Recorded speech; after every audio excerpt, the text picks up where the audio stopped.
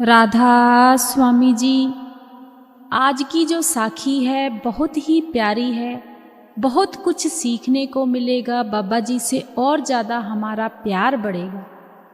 और इस साखी से यह भी हमें सीखने को मिलेगा कि जो प्यार होता है, जो भरोसा होता है, ये बहुत ही हमारी ज़िंदगी में ज़रूरी है। और जो प्यार है उससे हम कुछ भी जीत सकते हैं, चाहे वह हमारी फैमिली है, चाहे वह हमारे बच्चे हैं, चाहे वह हमारा परिवार है, चाहे वह हमारे बाबा जी हैं। कुछ भी अगर हम परिवार से जीतने की कोशिश करें, वह एक दिन जीत ही लेंगे। आज की हमें इस साखी में पता लगेगा। एक परिवार था जिनकी खेती बाड़ी थी, 2 बेटे थे उनके, दोनों हस्बैंड वाइफ रहा करते थे अपने बच्चों के साथ। बहुत अच्छा उनका गुजारा चल रहा था, किसी चीज की कोई कमी नहीं थी। उस भाई को परमार्थ के बारे में तो बहुत कुछ पता था, लेकिन असली रास्ता कौन सा है, असली जगह कौन सी है, ये समझना बहुत हमारे लिए कभी कभी मुश्किल हो जाता है कि हम किस रास्ते को चुने और किसको नहीं चुने। वही हालात उस भाई के थे। बहुत मन में विचार आता था कि कोई ऐसा रास्ता मिले जिससे मैं गुरु से जुड़ सकूं, जो मुझे गुरु मिल सके। बहुत बहुत जगह पर जाते थे वह भाई, लेकिन मन में एक उदासी रहती थी, वह खुशी हासिल नहीं हो पाती थी। खेती बाड़ी वह भाई करता था, जब भी कहीं बाहर जाता तो शांत ही रहते थे, ज्यादा किसी से बोलचाल नहीं करते थे। एक दिन वह भाई अपने ही परिवार में कहीं गए हुए थे, तो वहां पर कुछ भाई बहन उनके घर आए हुए थे जो सत्संगी थे। तो वहां पर गुरुओं की बातें चलने लगी, परमार्थ की बातें चलने लगी, बाबा जी की बातें चलने लगी। तो बस यही सुनने को मिला उस भाई को कि जो कुछ भी है हमारे अंदर है, बाहर कुछ भी नहीं है। जो कुछ मिलेगा हमें अंदर से मिलेगा, शब्द ही गुरु है। तो वह भाई उन सत्संगी भाइयों से कहने लगा कि वह शब्द गुरु हमें कैसे मिलेगा, उसके लिए भी तो हमें किसी संत महात्मा को ढूंढना पड़ेगा, तभी तो हमें शब्द गुरु से हम जुड़ सकते हैं। तो वह सत्संगी भाई कहने लगे कि भाई, हम जिस गुरु को मानते हैं, जहां हम जाते हैं, हमें तो बाबा जी ने सब कुछ दिया है। और बहुत से ऐसे हमारे परिवार में जीव भी हैं जिन्हें अंदर से दर्शन भी हुए हैं। बस सारा कुछ करनी पर है, जितना हम करेंगे। तो वह भाई कहने लगा, मैं तो करूंगा, बस मुझे एक बार वह रास्ता बता दो। अब सत्संगी भाइयों से उस भाई ने सारा एड्रेस पूछा, जो रास्ता बताया था वह भाई वहां तक पहुंचा। जब वहां तक पहुंचा तो बहुत अच्छा लगा उसे, सत्संग सुना, सारा कुछ देखा, बहुत मन में खुशी आई और मन में एक विचार बना लिया कि अब तो शब्द गुरु से जुड़ना ही है, यही मेरा मकसद है। ऐसे ही उस भाई ने 2-4 सत्संग सुने। अब जो पास में सेंटर थे बाबा जी के, वहां पर भी उस भाई ने जाना शुरू कर दिया। मन में बहुत खुशी आनी शुरू हो गई। अपनी वाइफ से भी कहा कि तुम भी वहां चला करो। जिस चीज को आज तक मैं ढूंढता था, जिस चीज को मेरी आंखें तरसती थी, वह चीज मुझे मिल गई है, पर अभी मिली है, पाया नहीं। धीरे धीरे उस भाई ने, बाबा जी की इतनी दया मेहर हुई कि उस भाई को नाम की बख्शिश हो गई। जब नाम की बख्शिश हो गई तो उस भाई को कुछ भी अच्छा नहीं लगता था। बस यही मन में विचार आता था, बस कब काम काज हो और मैं भजन सिमरन पर बैठ जाऊं। और ऐसा ही होता था। अपनी खेती बाड़ी का काम देखकर वह भाई भजन सिमरन पर बैठ जाता था। बच्चों को बहुत अच्छे स्कूल में पढ़ाया था, बच्चे बड़े हो गए, वह भाई अपना भजन सिमरन ही करता रहा, काम काज भी करता रहा, बच्चों को अच्छी परवरिश भी दे दी। जो बड़ा बेटा था वह अपने पिताजी से कहने लगा कि पिताजी, यहाँ तो आप खेती बाड़ी को देख ही लेते हो, मैं भी देखा करूँगा, क्यों ना मुझे बहुत अच्छी जॉब मिल रही है तो मैं शहर में जाके वही देख लेता हूँ। लेकिन दूर है शहर, तो इसलिए रोज अप डाउन नहीं हो पाएगा, मैं वहीं रह लिया करूँगा। तो पिताजी कहने लगे, जैसा बेटा तुम्हें अच्छा लगता है, कामकाज तो करना ही है। बड़ा लड़का बहुत ही अच्छा था और बाबा जी से उसका भी बहुत प्रेम था। अब बड़ा बेटा शहर चला गया, उसे वहाँ पर बहुत अच्छी जॉब मिल गई, वह बेटा वहीं रहने लगा, वहीं जॉब करने लगा। धीरे धीरे और भी कई काम उस लड़के ने शुरू कर दिए। अब वो भी अपने पिताजी को घर पे पैसा देने लगा, काम और चढ़ाइयाँ चढ़ने लगा और बरकत पड़ गई घर में, किसी चीज़ की कमी नहीं रही। लेकिन जो छोटा बेटा था, घर पे भी काफ़ी पैसा था, भाई भी पैसा भेजता था। जो छोटा लड़का था उसने पढ़ाई लिखाई करके, उसके जब भी पिताजी कहते थे बेटा तुम ही कोई काम शुरू कर ले, कोई जॉब कर ले, लेकिन वो बाहर जाता तो था, घूम फिर के घर आ जाता था। अच्छी संगति नहीं रही उस लड़के की, अच्छे लोगों से मिलना नहीं रहा, बहुत बुरे बुरे लोग उसकी जिंदगी में आ गए, जो नशे करते थे, बुरी आदतें सिखाते थे। अब सत्संगी भाई का घर था, पंचायतें भी आनी शुरू हो गई। अब उस भाई को बड़ा दुख तकलीफ हुई मन में कि एक बेटा मेरा इतना संस्कारी, संस्कार तो इसको भी मैंने वही दिए थे, पर ये पता नहीं किन चक्रों में पड़ गया। जब घर में पंचायत हुई, लोग आए, तो सत्संगी भाई ने बहुत ही प्यार से एक ही बात कही कि भाई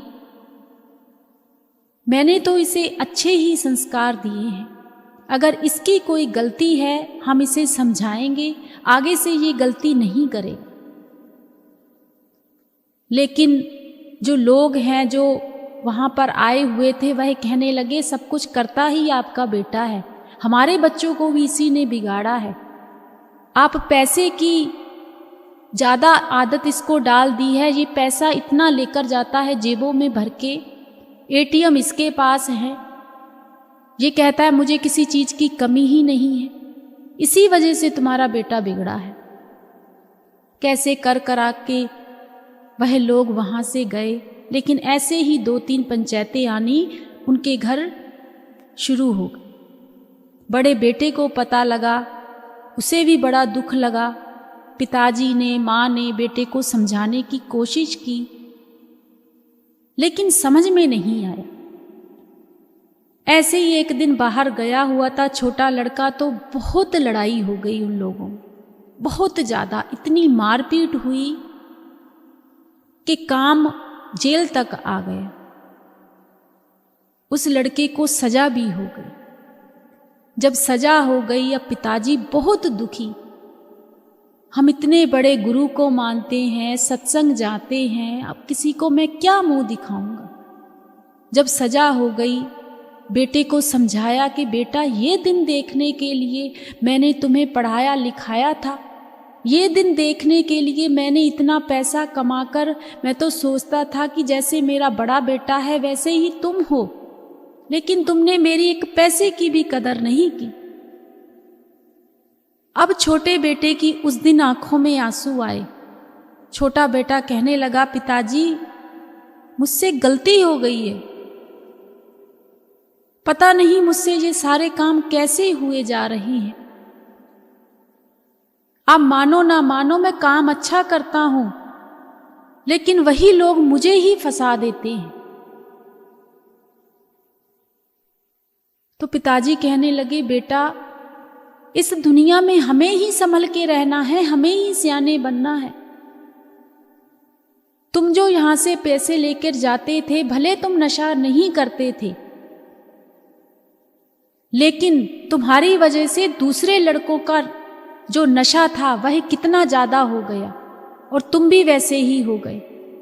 सभी लोग तो तुम्हें नशेड़ी ही कहते हैं ना, सभी लोग तो तुम्हें बुरा ही कहते हैं। पिताजी घर आ गए, वह लड़का जेल में ही था। थोड़े बहुत जो भी उनकी केस वगैरह होते हैं वह चलते रहे। पिताजी बहुत इस चीज़ से दुखी हो गए, मन घर में कुछ अच्छा नहीं लगता था, तो बड़े बेटे से कहने लगे, बेटा तुम ना घर आ जाओ, हमें कुछ अच्छा नहीं लगता, हम बहुत दुखी हैं, मन परेशान रहता है। तो बड़ा लड़का कहने लगा, पिताजी आपको तो पता ही है कि मैं तो जॉब करने के लिए आया था, जॉब तो मैं करता ही हूँ, लेकिन मैंने और भी शहर में बहुत काम फैला लिया है, काफ़ी काम फैल गया है, अच्छा खासा मेरा काम चल रहा है, अगर घर पर आ गया तो कैसे चलेगा। पिताजी कहने लगे, नहीं बेटा, जब तक तुम घर नहीं आओगे यहाँ का कुछ भी काम सही नहीं होगा। अब बड़े बेटे ने कहा, ठीक है पिताजी, मैं आ जाता हूं, लेकिन आप चिंता मत करो। बड़ा बेटा जो था वह घर आ गया। जब घर आया, किसी तरीके से उन लोगों ने पैसे वगैरह लगा के, जो भी केस वगैरह था, जो भी था, जिनसे भी लड़ाई झगड़ा था, उन्हें कह के वह केस जो था रफा दफा करवाया और अपने बेटे को घर लेकर आए। जब घर लेकर आए तो बड़ा बेटा भी अब घर पे था।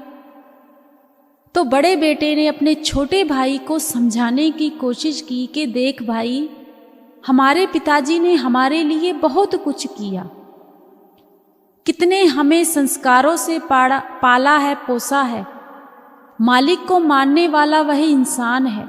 हमारे माता पिता को आज तक कभी किसी ने बुरा नहीं कहा, लेकिन आज हमारी वजह से अगर हमारे पिताजी का कोई भी रोब कम होता है तो इसमें गलती हमारी है। तो छोटे भाई ने फिर वही बातें अपने बड़े भाई को भी कही कि भाई मुझे पता ही नहीं लगता, मैं जाता तो अच्छे के लिए हूं, हो बुरा जाता है। तो बड़ा भाई कहने लगा, भाई ये सब कुछ पैसे का ही तो काम है, पैसे का काम ये नहीं होता कि अगर बाबा जी ने हमें, मालिक ने पैसे दिए हैं तो हम उन्हें गलत कामों में यूज करें या गलत संगति में जाएं। हम तो बिगड़ते ही बिगड़ते हैं, साथ में 4 लोग और बिगड़ते हैं। तो छोटा भाई कहने लगा कि अब मैं क्या करूं, जब भी मुझे किसी का फोन आता है मेरा मन करता मैं भाग जाऊं। तो बड़ा भाई कहने लगा, भाई तू कोई काम कर। तो कहने लगा, ठीक है मैं जॉब कर लेता हूं। तो बड़ा भाई कहने लगा, जॉब नहीं करने दूंगा, जब तू जॉब करेगा तो फिर से वही लड़कों के साथ मिलेगा, पता नहीं क्या करेगा तो क्या नहीं करेगा, काम तो अब वही करेगा जो मैं कहूंगा। तो छोटा भाई कहने लगा, ठीक है भाई बताइए क्या करे। तो बड़े भाई ने कहा, देख भाई, हमारी जमीन जायदाद काफी अच्छी है, पिताजी से भी इतना काम नहीं होता, नौकर चाकर सब करते ही हैं। अब इस खेती में हम एक ऐसा काम करेंगे, कुछ ऐसे प्रोडक्ट तैयार करेंगे, मेरा शहर में तो ऐसा काम चलता ही है, अब हम अपनी खेती से प्रोडक्ट तैयार करके तुम मुझे दिया करो, मैं शहर में जाकर उन्हें सेल किया करूंगी, जिससे तुम्हारा सारा दिन मन भी लगेगा, खुश भी रहोगे। तो वह छोटा भाई कहने लगा, भाई ये तो बड़ा मेहनत का काम है, ये तो कैसे होगा, सारा दिन मैं तो पागल ही हो जाऊंगा। बड़ा भाई कहने लगा, भाई इतने साल जो तूने पैसे इकट्ठे कर कर के जो नशों में उजाड़े, इतनी ऐश की, वो पैसा ऐसे ही आता है। आज तू कमाएगा ना, तब तुझे एहसास भी होगा, कदर भी होगी उस चीज की, करना तो तुझे पड़ेगा। अगर तू मुझसे प्रेम करता है, प्यार से मान जाएगा तो ठीक है, नहीं तो फिर कोई बात ही नहीं। पिताजी और माँ पास में बैठे सारी बातें सुन रहे थे। पिताजी तो बस अपने गुरु को ही याद करता था हमेशा। तू ही तू है, तू ही तू है, जो भी बाबा जी तुम करोगे अच्छा ही करो। वैसा ही हुआ। छोटे भाई ने बड़े भाई ने मिलके अपनी फसल को भी बोना तैयार कर दिया और जो प्रोडक्ट थे वह भी कुछ खेती में उन्होंने शुरू कर दिया। जब उनके प्रोडक्ट तैयार हो गए खेतों में, तो उन्होंने शहर में सेल करना शुरू कर दिया। धीरे धीरे जो उनका काम काज था, बाबा जी कितनी दया मेहर हुई कि बहुत ज़्यादा हो गया। उसके बाद उन्होंने कुछ ऐसे भी प्रोडक्ट तैयार किए। आजकल हमारे जो भी किसान भाई बहन हैं, बहुत से ऐसे खेती कर रहे हैं जिनकी शहरों में बहुत ज़रूरत है। कुछ तो ऐसे प्रोडक्ट तैयार हो रहे हैं जिन्हें जो किसान भाई हैं वह खाद तक नहीं डालते, ऑर्गेनिक खेती जिन्हें कहते हैं, वह तैयार करके सेल करते हैं। अच्छी बात है, इससे जीवों का भी फायदा होगा, लोगों का भी फायदा होगा। हमारी अच्छी जो अंदर हमारी जो चीज़ें जा रही हैं कहीं वह अच्छी तो जाएंगी। अब उनका बहुत नाम हो गया। बाबा जी की इतनी दया मेहर हुई कि छोटा बेटा भी एक अच्छा इंसान बन गया। दोनों भाइयों की शादी हो गई। बाबा जी ने सत्संगी परिवारों में उनकी शादी की। जो बहुएं आई दोनों, वो भी बाबा जी की दया से बहुत ही प्यारी और सुशील और अच्छी आई। बहुत अच्छा समय चलने लगा। बाबा जी की बहुत दया मेहर हो गई। उनके पिताजी ने यही शुक्राना किया कि बाबा जी, आज अगर शायद आप नहीं होते, आपका आशीर्वाद नहीं होता, तो शायद मेरा बच्चा पता नहीं क्या से क्या बन जाता। ऐसे ही समय बीतता गया। एक दिन ऐसा समय आया कि उनके पिताजी को बाबा जी ने 4 दिन पहले ही बता दिया था कि फलाने फलाने समय आपका समय आ जाएगा। और वही हुआ। उस भाई ने अपने बच्चों को कहा कि बेटा, अब मेरा जो समय है जाने का वह आ गया है, लेकिन मैंने जो तुम्हें संस्कार दिए थे वह तुमने खूबियां निभाए। अपने छोटे बेटे से भी कहा कि बेटा, जो गलतियां तुमने करी थी वह हम सब कुछ भूल चुके हैं, लेकिन आगे तुम्हारे भी बच्चे होंगे। मैं उन बच्चों को नहीं देख पाऊंगा, लेकिन उनको भी एक अच्छे इंसान बनाना, बाबा जी के साथ जोड़ना, बाबा जी के साथ मिलाना, बाबा जी के साथ प्यार करना, लेकिन डेरे जाना नहीं छोड़ना, सत्संग जाना नहीं छोड़ना। बस मैं यही तुम लोगों से चाहता हूँ। और एक बार और चाहता हूँ कि सारा परिवार हमेशा इकट्ठे रहना, प्यार से रहना। कभी भी अगर अलग भी होना चाहो ना, तो प्यार से होना, लड़ाई झगड़े से मत होना। लेकिन अब मेरा समय आ गया। जब यह बात पिताजी ने अपने बच्चों से कही, तो बच्चों ने पिताजी को अपने सीने से, अपने गले से लगा ली। माँ बाप नहीं मिलते, सब कुछ मिल जाता है। ना ही माँ बाप जैसा प्यार कोई कर सकता है। वह दिन भी आ गया जिस दिन उनके पिताजी इस दुनिया से बाबा जी की गोद में जाकर समा गए। तो कहने का भाव सिर्फ इतना है कि हमारी जिंदगी में प्यार बहुत जरूरी है। उनके पिताजी ने भी अपने बच्चे को प्यार से ही समझाया। जो बड़ा भाई था उसने भी प्यार से ही समझाया। जब प्यार में इतनी ताकत होती है ना कि प्यार कुछ भी कर सकता है। लेकिन अगर यही बातें वह गुस्से से समझाते, उसे और बातें सुनाते, मारते पीटते, कुछ भी उसके साथ कर सकते थे, तो शायद वह लड़का उनके हाथ नहीं आता। लेकिन प्यार में बहुत ताकत होती है।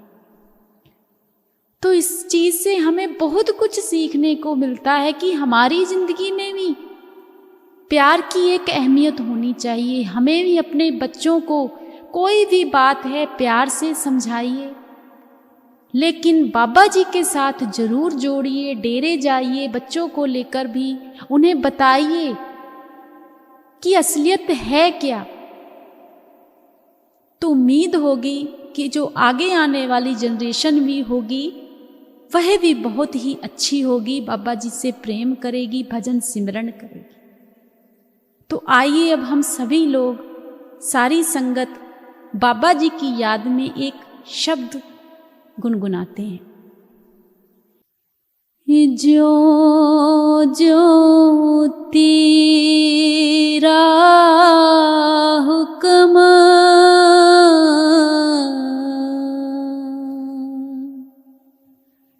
तीवी त्यो होवणा,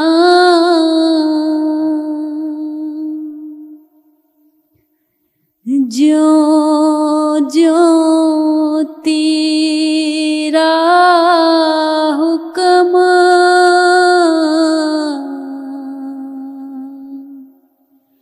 तीवी त्यो होवणा,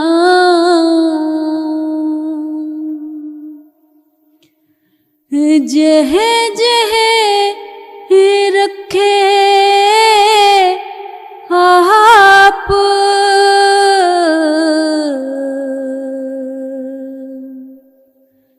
तह जाए खड़ो बना,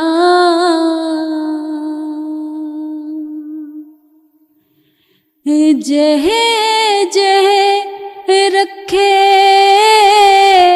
आप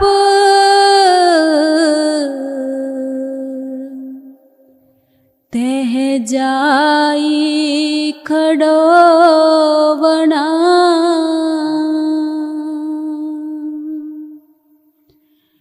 नाम तेरे के रंग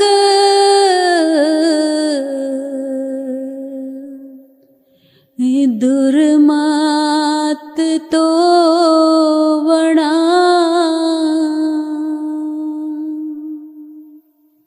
जो जो तेरा हुक्म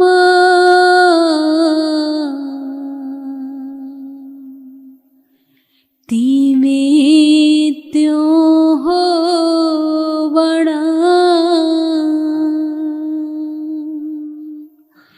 तीवे त्यों होवणा।